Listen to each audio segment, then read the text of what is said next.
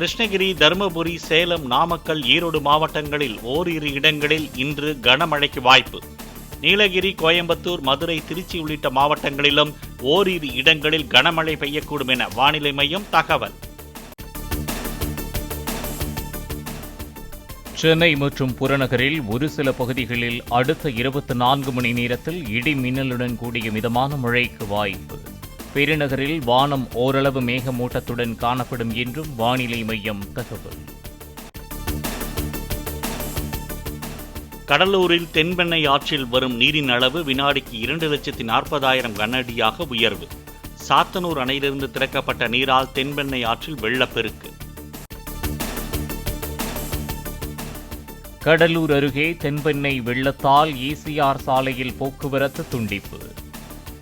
பெரிய கங்கனாங்குப்பத்தில் சாலையில் அளவுக்கு அதிகமாக தண்ணீர் செல்வதால் கடலூர், புதுச்சேரி இடையே போக்குவரத்து ரத்து. மகாராஷ்டிரா பாஜக எம்எல்ஏ கூட்டம் மும்பையில் நாளை நடக்கிறது. முதலமைச்சராக தேவேந்திர பட்னாவிஸ் தேர்ந்தெடுக்கப்பட அதிக வாய்ப்பு. கனமழை காரணமாக கடலூர், விழுப்புரம் மாவட்டங்களிலும் புதுச்சேரியிலும் பள்ளி, கல்லூரிகளுக்கு இன்று விடுமுறை.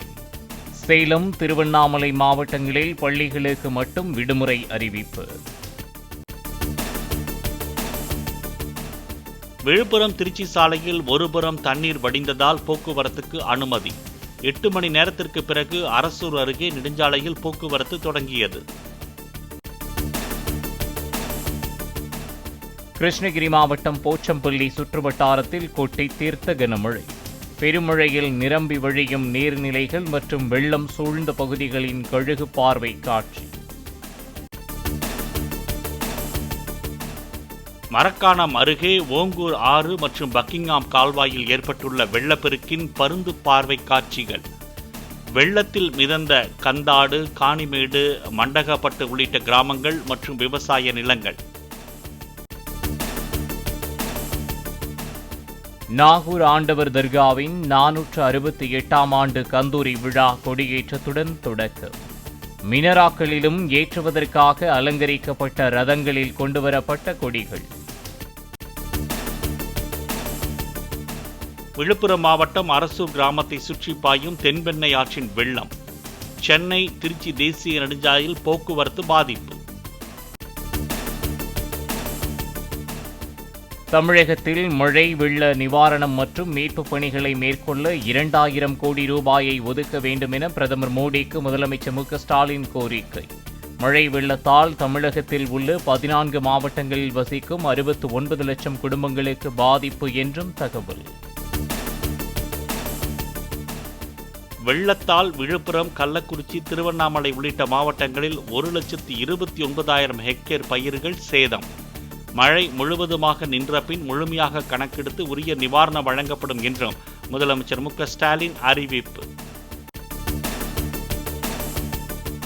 கனமழையால் கடுமையாக பாதிக்கப்பட்டுள்ள அரகண்டநல்லூரில் முதலமைச்சர் மு.க.ஸ்டாலின் ஆய்வு. வெள்ள பாதிப்புகள் குறித்து பொதுமக்களிடம் கேட்டறிந்தார். தமிழ்நாட்டில் கனமழையால் சேதமடைந்த பயிர்களை கணக்கிட்டு உரிய நிவாரணம் வழங்க வேண்டும் என எடப்பாடி பழனிசாமி வலியுறுத்தல். ஊத்தங்கரையில் ஏரிக்கரையோரம் வசிப்பவர்களுக்கு அரசு பாதுகாப்பான மாற்று இடத்தை வழங்க வேண்டும் என்றும் கோரிக்கை.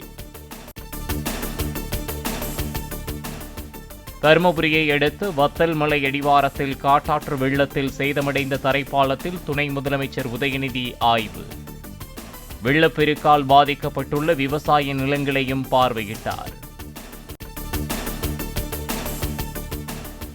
திருவண்ணாமலையில் மண் சரிவில் சிக்கி 7 பேர் உயிரிழந்த இடத்தை நேரில் பார்வையிட்டார் துணை முதலமைச்சர் உதயநிதி ஸ்டாலின். உயிரிழந்தவர்களின் குடும்பங்களுக்கு தலா 5 லட்சம் ரூபாய் நிதி வழங்கப்படும் என்றும் அறிவிப்பு. திருவண்ணாமலையில் 7 பேர் சடலமாக மீட்கப்பட்ட செய்தி நெஞ்சை பதற வைப்பதாக தமிழக வெற்றிக் கழக தலைவர் விஜய் இரங்கல். ஆபத்து நேரிட வாய்ப்புள்ள பகுதிகளில் பேரிடர் மீட்புப் படைகளை தயார் நிலையில் வைத்திருப்பது அவசியம் என்றும் வலியுறுத்தல். விழுப்புரம் மாவட்ட கிராமங்களில் பெய்த கனமழை காரணமாக 2 நாட்களாக வடியாத வெள்ளம். அரகண்டநல்லூரில் வெள்ளம் சூழ்ந்த பகுதியில் 100 பேரை மீட்ட தேசிய பேரிடர் மீட்புக் குழுவினர். செங்கம் அடுத்த குப்பநத்தம் அணையில் மலையடிவாரத்தில் கல்லடாவி என்ற பகுதியில் புதிதாக மண் சரிவு. மண் சரிவை வேடிக்கை பார்க்க சென்றவர்கள் புதை மணலில் சிக்கி தவித்தனர். கிருஷ்ணகிரி மாவட்டம் ஊத்தங்கரையில் வெள்ளத்தில் அடித்துச் செல்லப்பட்ட வாகனங்கள். வெள்ளப்பெருக்கு குறைந்ததை அடுத்து தரை தட்டி நின்ற வாகனங்கள் கிரேன் மூலம் மீட்பு.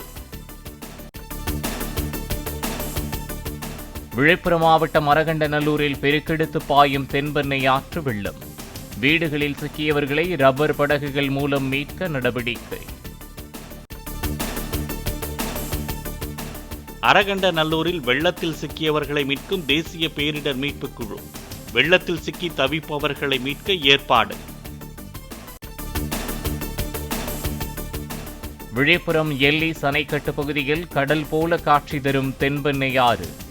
சாத்தனூர் அணையிலிருந்து தண்ணீர் திறக்கப்பட்டதால் பொங்கி பாயும் பெருவெள்ளம். அரகண்டநல்லூரில் வெள்ளத்தில் சிக்கியவர்களை கிரேனில் கயிறு கட்டி மீட்ட மாநில பேரிடர் மீட்புக் குழுவினர். வீட்டை சுற்றி பாய்ந்தோடும் வெள்ளத்தில் சிக்கியிருந்தவர்களை மழையையும் பொருட்படுத்தாமல் மீட்ட வீரர்கள். விழுப்புரம் மாவட்டம் விக்கிரவாண்டி ஒழுங்குமுறை விற்பனை கூடத்தை சூழ்ந்த வெள்ளம். இருப்பு வைக்கப்பட்ட உணவு தானிய மூட்டைகள் வெள்ளத்தில் மிதந்து செல்லும் காட்சி. பம்பை ஆறு, வராக நதி, சங்கராபரணி ஆறுகளிலிருந்தும் வெளியேறும் வெள்ளம் வி சாத்தனூர் கிராமத்தை சூழ்ந்தது. மீட்பு பணிகளை தொடங்க கோரியும் நிவாரணப் பொருட்கள் வழங்க கோரியும் கிராம மக்கள் மறியல். செய்யாற்றில் ஏற்பட்ட வெள்ளப்பெருக்கால் காஞ்சிபுரம் மாவட்டத்தில் நிரம்பி வழியும் உத்திரமேரூர் அணைக்கட்டு.